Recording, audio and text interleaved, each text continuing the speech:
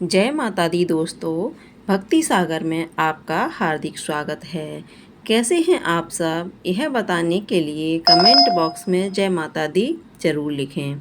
दोस्तों, हरतालिका तीज का व्रत तृतीया तिथि को रखा जाता है। हरतालिका तीज सुहागिन महिलाएं अपने पति की दीर्घ आयु सुख समृद्धि के लिए रखती हैं।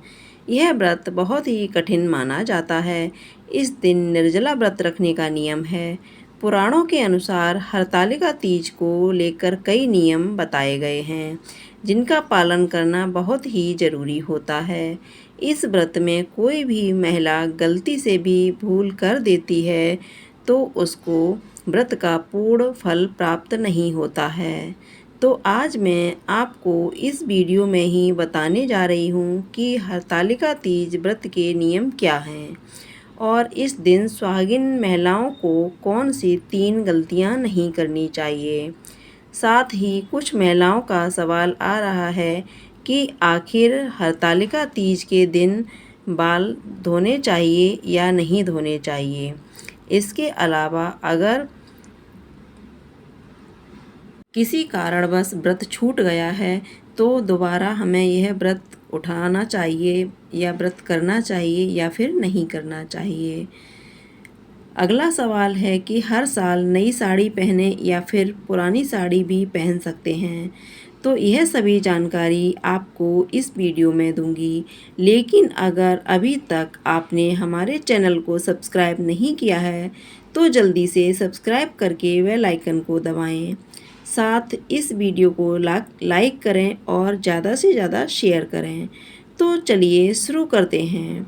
दोस्तों, अखंड सौभाग्य की कामना के लिए सुहागिन महिलाएं हरतालिका तीज का व्रत रखती हैं। यह व्रत बहुत ही कठिन व्रत माना जाता है। इस दिन भूल से भी हमें कोई गलती नहीं करनी चाहिए।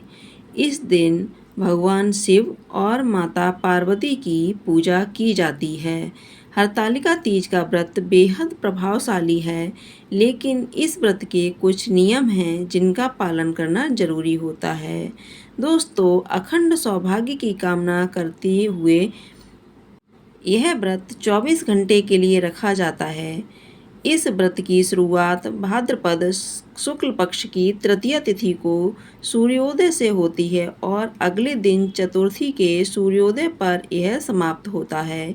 तो ध्यान रखें, इन 24 घंटे में पानी और अन्न का सेवन वर्जित होता है, क्योंकि यह व्रत निर्जल और निराहार किया जाता है। और अगर कोई महिला हरतालिका तीज के दौरान पीरियड से है तो उसे गलती से भी पूजा से जुड़े किसी भी काम में हाथ नहीं लगाना चाहिए। आप सिर्फ व्रत रखें और पूजा ना करें। इस बात का ध्यान रखें और यह भी ध्यान रखें कि आप व्रत जरूर रखें। व्रत को छोड़ें नहीं, क्योंकि एक बार हरतालिका तीज का व्रत अगर शुरू कर लिया जाता है तो इसे बीच में छोड़ा नहीं जाता है। व्रतधारी को जीवन काल तक इस व्रत का पालन करना पड़ता है। और अगर किसी कारणवश आप व्रत नहीं कर पा रही हैं, आप बीमार हैं, तो फिर इस व्रत का या तो उद्यापन कर दें या फिर परिवार के किसी महिला को आप यह व्रत सौंप सकती हैं। इसके अलावा व्रत रखने वाली महिला को इस दिन सूर्य निकलने से पहले उठना चाहिए। इस दिन देर तक ना सोएं और ना ही दोपहर में सोना चाहिए। आपको बता दें कि शास्त्रों के अनुसार हरतालिका तीज व्रत के दिन व्रतधारी महिला को रात्रि जागरण करना जरूरी होता है।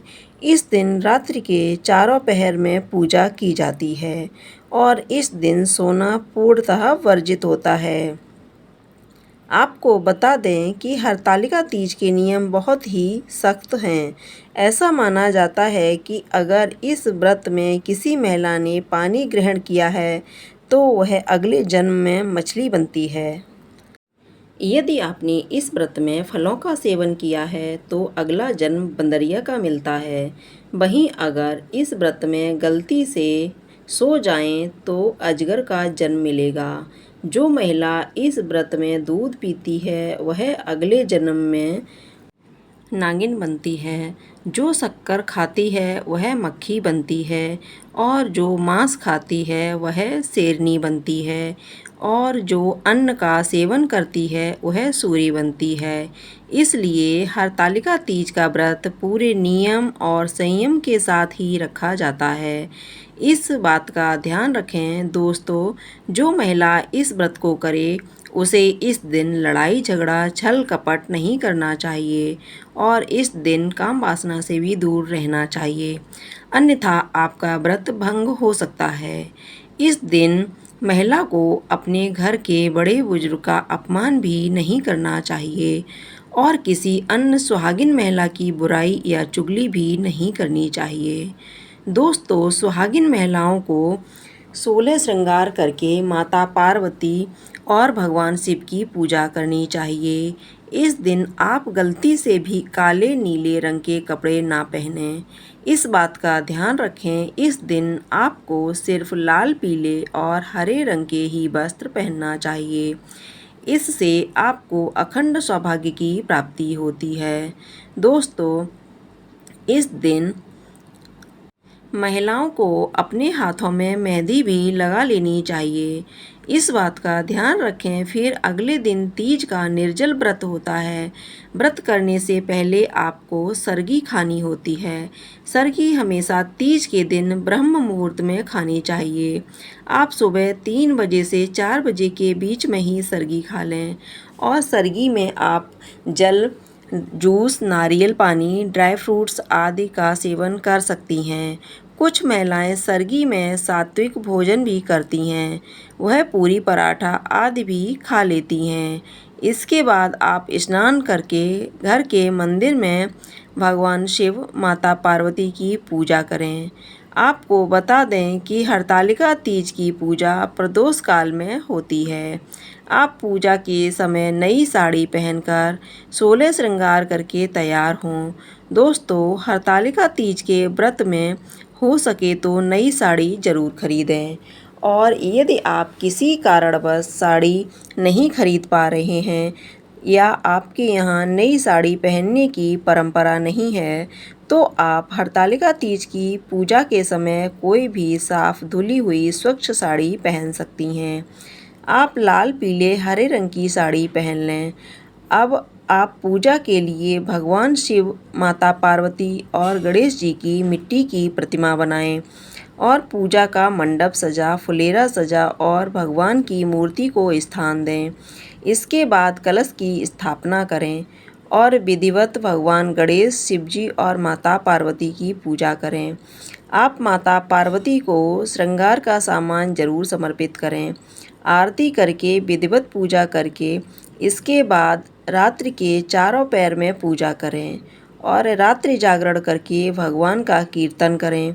अगले दिन सुबह स्नान करके पूजा करने के बाद माता पार्वती को सिंदूर चढ़ाया जाता है, जिससे महिलाएं सुहाग लेती हैं, और इस टाइम आप ककड़ी हलवे का भोग लगाकर इसी दिन हरतालिका तीज का पालन किया जाता है। व्रतधारी को व्रत खोलने से पहले किसी ब्राह्मण को दान दक्षिणा भी जरूर देना चाहिए। आप इस टाइम सीधा और श्रृंगार का सामान ब्राह्मण को दान करें।